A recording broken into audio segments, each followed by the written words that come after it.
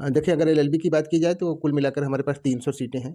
300 में सब कुछ इंक्लूड है, सारे रिजर्वेशन और उसके बाद कुछ सुपर न्यूमेररी कोटे हैं हमारे पास, एक फॉरेन कोटा है और फॉरेन कोटा के साथ-साथ जो एम्प्लॉयी के बच्चे हैं, उनके लिए अलग से सीटें हैं। वो सब कुछ 300 में इंक्लूड है और उसी तरह से बीएलएलबी की बात की जाए तो बीएलएलबी में हमारे पास 60 सीटें हैं और उनके फॉरेन कोटा और जो सुपर न्यूमेररी कोटा है, उनके अलग-अलग हैं। ये एलएलबी की क्लासेस के दौरान किस सेमेस्टर से यूजीसी की तैयारी स्टार्ट कर देनी चाहिए? सर एलएलबी की क्लासेस कितना यहाँ की इफ़ेक्टिव है और जैसे जो स्टूडेंट यूजीसी की तैयारी करना चाहता हो या कर रहा हो, तो यहाँ की क्लासेस कितना उसके लिए बेनिफिट होता है? अच्छा सवाल है आप सर जो एलएलबी कर चुका है, एलएलबी कर रहा है, यूजीसी की तैयारी करना चाहता है, तो क्या उसको एलएलएम करना चाहिए? लेकिन फिर भी हमारे क्लास में जो टीचर्स यहाँ पढ़ाते हैं वो आपके कॉम्पिटिटिव एग्ज़ाम के लिए भी काफ़ी नमस्कार दोस्तों, स्वागत है आपका अपने चैनल पे। आप देख रहे हैं खंड एक्सप्रेस। आज हमारे साथ बनारस हिंदू यूनिवर्सिटी के professor doctor Rajnish Kumar Patel sir जुड़ चुके हैं। आज सर से हम चर्चा करेंगे कि लॉ से संबंधित कुछ टॉपिक पे और यहाँ एडमिशन प्रक्रिया कैसी है एलएलबी, बीएलएलबी और एलएलएम में।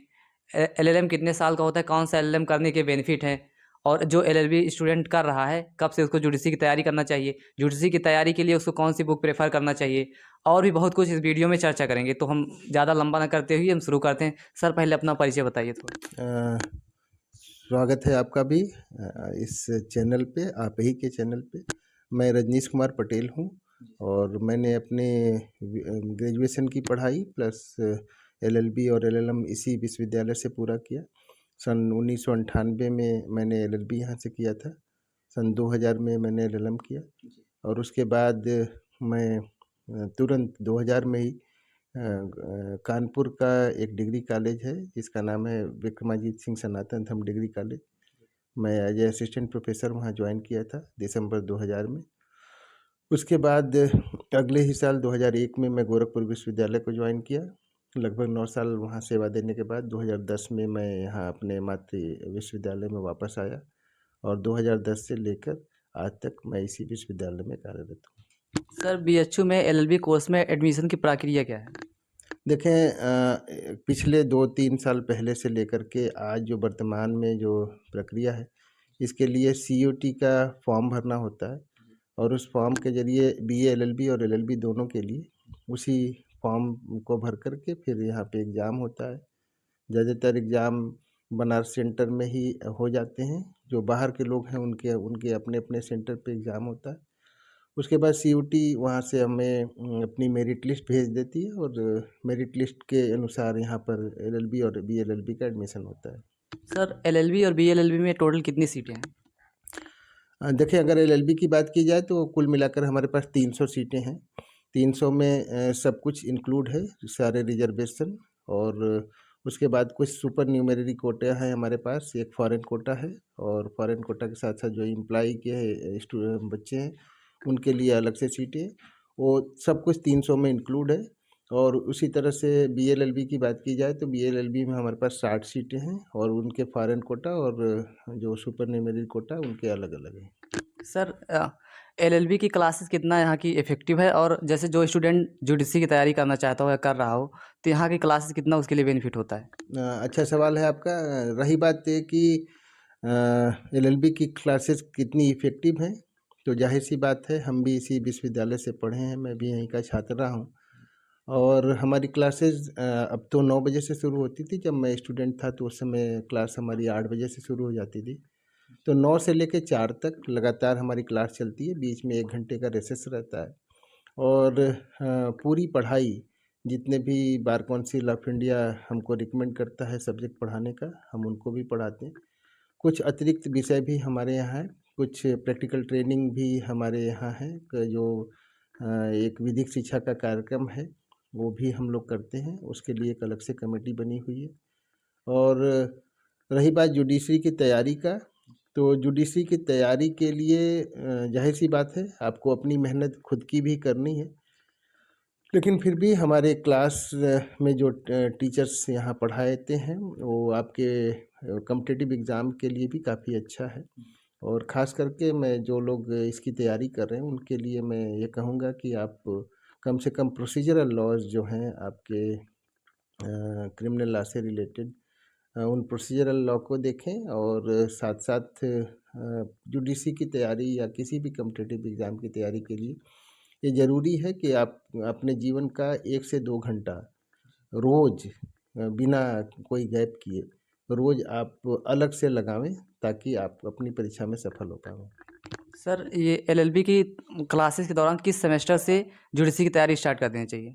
देखिए, मेरा मानना है कि फर्स्ट ईयर में जब आप आते हैं, तो फर्स्ट ईयर में आप एकदम किसी एक नए विषय के साथ, जैसे आप या तो साइंस पढ़ के आए होंगे या आर्ट्स पढ़ के आए होंगे या कॉमर्स पढ़ के आए होंगे। हमारा विषय बहुत इंटरेस्टिंग है, साथ ही साथ लेंदी है और भाषा की भी समस्या आती है। तो इसलिए फर्स्ट ईयर स्टूडेंट्स को मैं कभी ये नहीं कहूँगा कि वो आप यूडीसी की तैयारी आप पहले दिन से शुरू करें। कम से कम 1 साल आपको कानून विषय को समझने में, उसमें अपना इंटरेस्ट जागृत करने में लगाना है। और जब साल भर आप कानून की पढ़ाई पढ़ लेते हैं, उसके बाद से धीरे-धीरे, एकदम अचानक नहीं कि आप एलएलबी की पढ़ाई बंद करते हैं और साथ केवल यूडीसी की तैयारी में लग जाएँ, ऐसा नहीं है। आप सेकंड ईयर से आप 1 घंटे, आधे घंटे उसमें अपना अलग से डिवोशन दें और उसके साथ पढ़ते रहें। सेकंड ईयर के बाद आपको कुछ और समय भी देना है। जैसे मैंने कहा कि प्रोसीजरल लॉज़ को मेनली आपको देखना है यूडीसी की तैयारी के लिए, तो उनको भी साथ-साथ पढ़ते रहें और उसके बाद फाइनल ईयर जब आपका आएगा, तो थोड़ा समय और देना होगा। एलएलबी के साथ आप अपनी तैयारी ज़रूर शुरू कर दें। इंतज़ार ना करें कि मैं एलएलबी कर लूँगा, उसके बाद से यूडीसी की तैयारी करूँगा। सेकंड ईयर के बाद आप ऐसा कर सकते हैं। सर जो एलएलबी कर चुका है, एलएलबी कर रहा है, यूडीसी की तैयारी करना चाहता है, तो क्या उसको एलएलएम करना चाहिए? अ, अच्छा सवाल है। डिपेंड करता है कि आपने अपना एम क्या चुन रखा है। अगर आपको टीचिंग में आना है, तो ज़ाहिर-सी बात है एलएलएम करना होगा, क्योंकि बिना मास्टर डिग्री के आप उस फील्ड में नहीं जा सकते। तो अगर आपको लगता है कि नहीं, आगे चल कर के हम एक टीचिंग का भी उद्देश्य बना के रखे हैं, तो आपको एलएलएम करना चाहिए। अगर आपको लगता है कि नहीं, मुझे लिटिगेशन में ही जाना है या कॉम्पिटिटिव एग्ज़ाम्स में जाना है, तो आप एलएलएम का ऑप्शन छोड़ सकते हैं। आप एलएलबी करने के बाद या करने के साथ-साथ डिवोशन अपना फुल्ली उधर दें। रही बात ये कि क्या एलएलएम के साथ तैयारी हो सकती है कि नहीं? ज़ाहिर-सी बात है, इसमें कोई मना नहीं कर सकता, एलएलएम के साथ भी तैयारी होती है। हमारे बहुत से स्टूडेंट एलएलएम करते हैं, साथ-साथ कॉम्पिटिटिव एग्ज़ाम्स पढ़ते हैं और उसमें जाते हैं, सेलेक्ट भी होते हैं।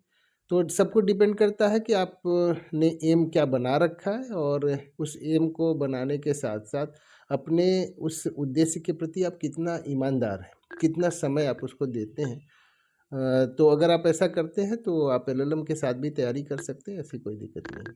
सर कौन सा एलएलएम करना चाहिए, 2 ईयर वाला कि 1 ईयर? दोनों में डिफरेंस क्या होता है? देखें, हमारे इस इंस्टीट्यूशन में 3 तरह के एलएलएम चलते हैं। एक एलएलएम 1 ईयर है और 2 साल के एलएलएम 2 तरह के हैं। एक ह्यूमन राइट एंड ड्यूटीज़ का एक अलग एलएलएम है जो पेड कोर्स है, और एक जनरल एलएलएम है जिसमें आपको केवल बीएचयू फीस जमा करना होता है। रही बात कौन सा अच्छा है, तो इसका कोई तुलना नहीं है। तीनों प्रकार के एलएलएम अपनी-अपनी जगह सब अच्छे हैं। हाँ, एक थोड़ी-सी जो व्यावहारिक परेशानी, कठिनाई आ रही है, वो ये कि कुछ इंस्टीट्यूशंस, कुछ यूनिवर्सिटीज़ ऐसे हैं जो एलएलएम सेकंड ईयर को, मैंने एलएलएम 2 साल के जो हैं एलएलएम कोर्स, उसको ही वो प्रेफ़रेंस देते हैं। तो ऐसे में एलएलएम 2 साल का, और वैसे भी जो मास्टर डिग्री है वह पढ़ाई उसको पूरा ठीक से पढ़ने समझने के लिए मुझे लगता है कि 2 साल का समय ही उचित होगा। 1 साल के एलएलएम में थोड़ा समय कम मिलता है। तो अपने आप में दोनों अच्छे हैं, तीनों अच्छे हैं। लेकिन अगर कोई तुलना करने बैठे ही कि 1 ईयर अच्छा कि 2 ईयर अच्छा, तो ज़ाहिर-सी बात है 2 साल का एलएलएम ज़्यादा प्रभावशाली है। आपको समय भी अच्छा मिलता है, आपको का ज्ञान भी वर्धन होता है। 1 साल का समय अवश्य आपका अधिक लगेगा उसमें।